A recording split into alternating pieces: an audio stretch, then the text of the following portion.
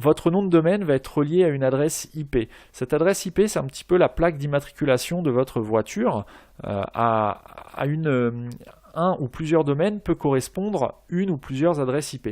Si maintenant vous êtes sur une adresse IP que vous ne maîtrisez pas tout simplement parce que l'adresse IP est partagée entre plusieurs centaines, voire milliers, voire dizaines de milliers, comme parfois ça arrive d'autres sites, eh bien vous êtes plusieurs milliers à être entre guillemets responsable de la réputation de l'adresse IP. Et bien entendu, vous dans votre coin, vous n'avez aucune maîtrise de ce que font les autres avec la même adresse IP que votre site.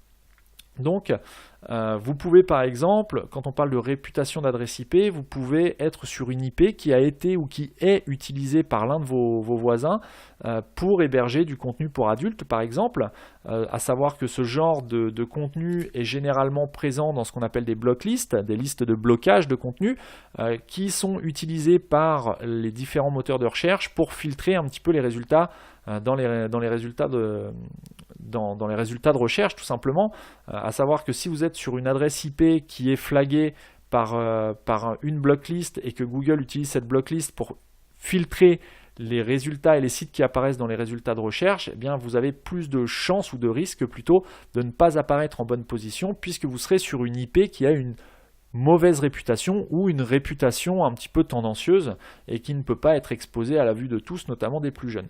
Donc ça c'est la première chose. Ensuite, vous risquez d'être hébergé sur une IP qui est flaguée comme émettrice de spam. Ça encore une fois c'est la même chose.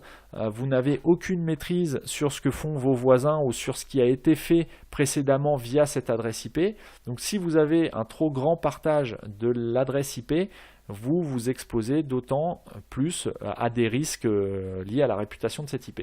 Et ensuite, voilà, vous êtes sur, il y a différentes blocklists, donc l'hébergement de contenu pour adultes, le spam, l'hébergement ou la propagation de spyware, de botnet, etc., etc. Bref, la réputation de l'adresse IP, c'est vraiment important en ce qui concerne la qualité de perception de votre site, notamment par Google.